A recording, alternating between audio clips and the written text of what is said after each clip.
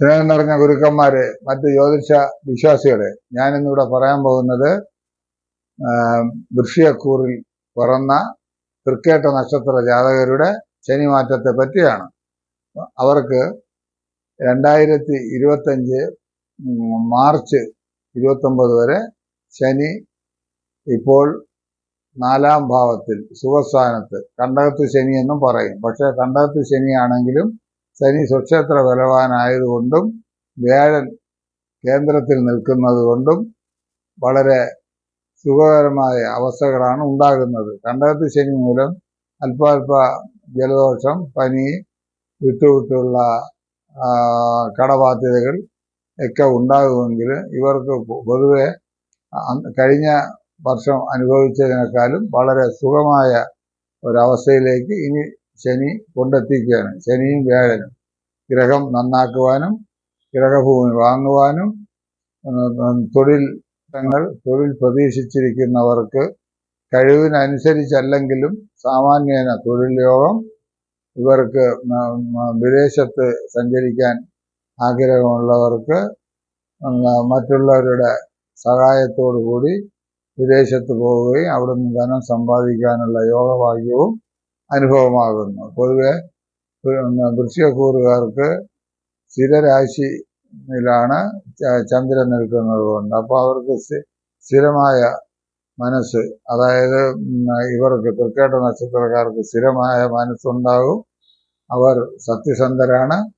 അവർക്ക് ഏത് ജോലി ചെയ്യുന്നതിനും ആത്മാർത്ഥതയും സത്യസന്ധതയും സ്നേഹവും നിയമത്തെ ഭയന്ന് ജോലി ചെയ്യുന്നവരുമായിരിക്കും. കൂടുതലും വിദേശത്ത് മിലിറ്ററി, അതുപോലെ തന്നെ വലിയ ഓഫീസേഴ്സ്, അതുപോലെ സാങ്കേതിക വിദഗ്ധന്മാർ, സയൻറ്റിസ്റ്റുകൾ, മെഡിക്കൽ ബന്ധമുള്ള ഡോക്ടർ, നേഴ്സന്മാർ, അതുപോലെ ആതുര ശുശ്രൂഷ ചെയ്യുന്നവർ, ഇവരെല്ലാം ഈ കൂറിൽ പെട്ടവരാണ്. തൃക്കേട്ട നക്ഷത്ര ജാതകർക്ക് പൊതുവെ എപ്പോഴും ഐശ്വര്യവും ഭാഗ്യവും തിളങ്ങുന്ന ഒരു നക്ഷത്രവും മനോധൈര്യവും ഉണ്ടായിരിക്കും. ചന്ദ്രൻ അവിടെ ബലക്കുറവുള്ളതുകൊണ്ട് ജലദോഷം, തൊണ്ടവേദന, കഫരോഗങ്ങൾ ഇവ ഇടയ്ക്കിടയ്ക്ക് ഉണ്ടാകാറുണ്ട്. എങ്കിലും ചെറിയ ചികിത്സയിലൂടെ മാറാം. കുഞ്ഞുങ്ങൾക്ക് പഠനത്തിനും പഠന പുരോഗതിക്കും നല്ല അവസരമാണ്. അതുപോലെ തന്നെ വിവാഹപ്രായമായവർക്ക് വിവാഹത്തിന് വേണ്ടിയുള്ള ആലോചനകൾ നടത്തുവാനും അതിനുവേണ്ടി ഏതാണ്ട് ഒരു തരം തിരിക്കുവാനുമുള്ള ഒരു അവസരവും കൂടെയാണ്. സർവേശ്വരകാരകനായ വ്യാഴം പ്രത്യക്ഷമായി നിൽക്കുന്നത് കൊണ്ട് ഇവർക്ക് സന്താനയോഗം, വാഹനയോഗം, തൊഴിൽ യോഗം എന്നിവയെല്ലാം അനുഭവമാകുന്നു. പൊതുവെ ഇവർ നീതിവാന്മാരും നിയമത്തെ ഭയക്കുന്നവരുമായിരിക്കും. അതുകൊണ്ട് ഇവർ തുടങ്ങുന്ന കാര്യങ്ങളിൽ അല്പം തടസ്സങ്ങൾ പതുക്കെ വൃശ്ചികക്കൂറായതുകൊണ്ട് 1-2 പ്രാവശ്യം ആലോചിച്ച് ഒരു കാര്യങ്ങൾ നന്നായി കൊണ്ടുപോവുകയും ചെയ്യും. ഇനി കുറച്ചു കാലത്തേക്ക് അവർക്ക് സുവർണ കാലഘട്ടവുമാകുന്നു. വീട് നന്നാക്കാം, വീട്ടിൽ പുതിയ ദ്രവ്യങ്ങൾ, അതുപോലെ തന്നെ ഫർണിച്ചർ പോലുള്ള സാധനങ്ങൾ വാങ്ങിയിടുവാനും പഴയ ഭൂമിയിൽ ഇരിക്കുന്ന വീടിനെ നവീകരിച്ച് ആധുനിക ഇതിൽ വരുവാനും അവർക്ക് സാധിക്കും. പൊതുവെ ഈശ്വരാധീനം, ശാസ്താവിൻ്റെ പ്രീതി ഇവർക്ക് ആവശ്യമാകുന്നു. 4-ാമിടത്ത് ശനി നിൽക്കുന്നതുകൊണ്ട് ചിലർ കണ്ടകർ എന്ന് പറയും. കണ്ടക ശനിയാണെങ്കിലും സ്വക്ഷേത്ര ബലവാനായതുകൊണ്ട് അവരെ ഈ ശനി ദോഷം ചെയ്യുകയില്ല.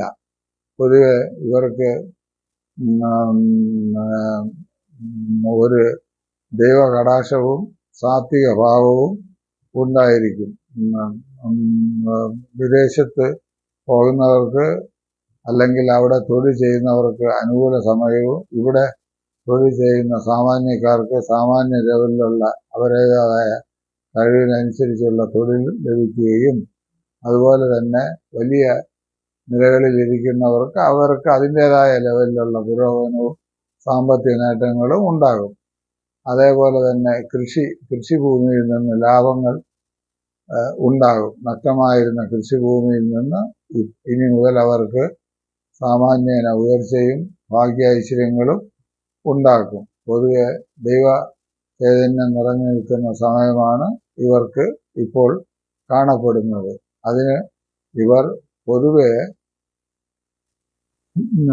ദേവിയെയും ശിവനെയും വിഷ്ണുവിനെയും പൂജിച്ച് അവരുടെ അനുഗ്രഹം തീർച്ചയായും കൈവരിക്കണം. പിന്നെ ഈശ്വരാനുഗ്രഹം വരുത്തി എല്ലാവരും വരുത്തിക്കൊണ്ടാൽ ഇവർക്ക് ഈ വർഷം വളരെ നന്നായിരിക്കും. അതുകൊണ്ട് ഇവർ പൊതുവെ ദൈവാധീനം കൈവരുത്തി അവരവർക്ക് വിശ്വാസമുള്ള ഏത് ദൈവത്തെയും പ്രാർത്ഥിച്ച് അനുഗ്രഹം കൈവരുത്തുക. പൊതുവെ ഇവർ ജനിക്കുന്നത് ബുധദശയിലാണ്. ബുധദശ ഏതാണ്ട് 10 കൊല്ലം നമുക്ക് പ്രതീക്ഷിക്കാം. അത് കഴിഞ്ഞാൽ കേതുദശ 7 കൊല്ലം, അപ്പം 17 കൊല്ലം ഏതാണ്ട്. ചിലർക്ക് ജനിക്കുന്നതനുസരിച്ച് ബുധന്റെ ദശയുടെ അവസ്ഥ കുറഞ്ഞിരിക്കും. ഇതൊരു ഏതാണ്ടൊരു കണക്കാണ്. അത് കഴിഞ്ഞാൽ ആരായിരുന്നാലും ബുധദശയിലാണ് ജനനം. അത് കഴിഞ്ഞാൽ കേതു 7 കൊല്ലം, പിന്നെ ശുക്രദശ 20 കൊല്ലം. അപ്പോൾ ഏതാണ്ട് 37 വയസ്സ് വരെ ഇവർക്ക് ശുക്രദശ കാണും. ഈ ശുക്രദശയിൽ ഇവർക്ക് സ്ത്രീകൾക്ക് 24-25 വിവാഹം, ഉദ്യോഗം, പിന്നെ തുടർ പഠനങ്ങളും, സന്താനയോഗം, ഗ്രഹയോഗം, വാഹനയോഗം, സുഖം, സന്തോഷം, തൽക്കീർത്തി എന്നിവയും പുരുഷന്മാർക്ക് 25-26 ഉദ്യോഗം, ഉന്നതിയിൽ വിദേശവാസം, ചിലർക്ക് സ്വദേശവാസവും നല്ല ഉദ്യോഗവും, സന്താന യോഗവും, സന്താനങ്ങളെ കൊണ്ട് നേട്ടങ്ങളും, സന്താന പുഷ്ടിയും, മാതൃപിതൃ കുടുംബത്തെ നോക്കുവാനും കുടുംബത്തെ സഹായിക്കുവാനുമുള്ള എല്ലാ അവസരങ്ങളും ഇവർക്ക് കിട്ടും. അതുപോലെ തന്നെ കുടുംബത്തിൽ അച്ഛൻ അമ്മമാരുടെ അവരുടെ അനുഗ്രഹവും സഹായവും ഇവർക്ക് ലഭിക്കുകയും അവരുടെ അധ്വാനത്തിൻ്റെ വിഹിതം ഇവരെ പഠിപ്പിക്കാനും വിദേശത്ത് അയക്കാനും ഒക്കെ ഈ ശുക്രദശ സാധിക്കും. അത് കഴിഞ്ഞാൽ ആദ്യത്തെ ദശ 6 കൊല്ലം പൊതുവെ ഉത്തമമായിരിക്കും.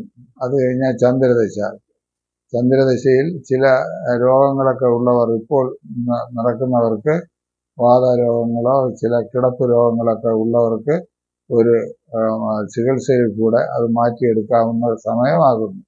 അത് കഴിഞ്ഞാൽ ചൊവ്വാദശ 7 കൊല്ലം, ചൊവ്വ കഴിഞ്ഞാൽ രാഹുർദശ 18 കൊല്ലം. അതിൻ്റെ കാര്യങ്ങൾ നേരത്തെ പറഞ്ഞിട്ടുണ്ട്, അതുകൊണ്ട് തൽക്കാലം പറയുന്നില്ല. അത് കഴിഞ്ഞാൽ വ്യാഴദശ 16 കൊല്ലം. ഇങ്ങനെ ഇവരുടെ ഈ കാലഘട്ടങ്ങളിൽ ഉള്ള ദശകളും അപകാരങ്ങളും ചിത്രങ്ങളും ഒക്കെ വളരെ നന്നായിരിക്കും. ചില ഫലങ്ങൾ ഫലിക്കാതിരിക്കുന്നതിന് കാരണം ചിലർക്ക് ദശാസന്ധി, അപകാരങ്ങൾ തമ്മിലുള്ള ചേർച്ചക്കുറവ്, ഇങ്ങനെയൊക്കെ വരുമ്പോൾ ഇവർക്ക് ഫലങ്ങൾക്ക് ചില വ്യത്യാസം വരും. എങ്കിലും സർവേശ്വരകാരകനായ വ്യാഴൻ ലഗ്ന കേന്ദ്രത്തിൽ പ്രകാശിച്ചു നിൽക്കുന്നത് കൊണ്ട് ഇവർക്ക് യാതൊരു ദോഷവും വരികയില്ല. യാത്ര കൊണ്ട് നേട്ടങ്ങളും പുണ്യസ്ഥലങ്ങൾ ദർശിക്കാനുള്ള യോഗഭാഗ്യങ്ങളും ഗ്രഹത്തിങ്കൽ സന്താനങ്ങൾ ജനിക്കുവാനും വിവാഹപ്രായമെത്തിയവർക്ക് വിവാഹം നടത്തുവാനും ഒക്കെ വളരെ ഉത്തമമായ കാലഘട്ടമാകുന്നു. വിദ്യാർത്ഥികൾക്ക് പഠനത്തിന് ഒരു പ്രചോദനം ഉണ്ടാകും. ബുധദശയിൽ ഹനുമാനെയും, അത് കഴിഞ്ഞ് തന്നെ കേതുദശയിൽ ഗണപതിയെയും, ശുക്രദശയിൽ ഗണപതിയെയും, സർപ്പരാജാവിനെയും ദേവിയെയും, ആദിത്യ ദശയിൽ ശിവനെയും, ചന്ദ്രദശയിൽ ദേവിയെയും, ചൊവ്വാദശയിൽ ശ്രീ മുരുകനെയും, രാഹുർദശയിൽ സർപ്പരാജാവിനെയും, വേഴദശയിൽ മഹാവിഷ്ണുവിനെയും കൃഷ്ണനെയും, വിഷ്ണു ക്ഷേത്ര ദർശനം, ശിവക്ഷേത്ര ദർശനം എന്നിവയും, കേതുദശയിൽ ഗണപതിയെയും പൂജിച്ചു. പൊതുവെ വൃശ്ചികക്കൂറുകാരായ തൃക്കേട്ട നക്ഷത്രജാതകർക്ക് ഇന്ന് ശനിയുടെ മാറ്റം പൊതുവെ അനുകൂല സൂചകമായി കാണുന്നു. ഇത്രയും പറഞ്ഞുകൊണ്ട് ഞാൻ ഈ വീഡിയോ തൽക്കാലം നിർത്തുന്നു. നിങ്ങൾക്ക് ഏറ്റവും നല്ല ഉത്തമ ഐശ്വര്യം ഗുരു കടാക്ഷത്താൽ ഉണ്ടാകട്ടെ.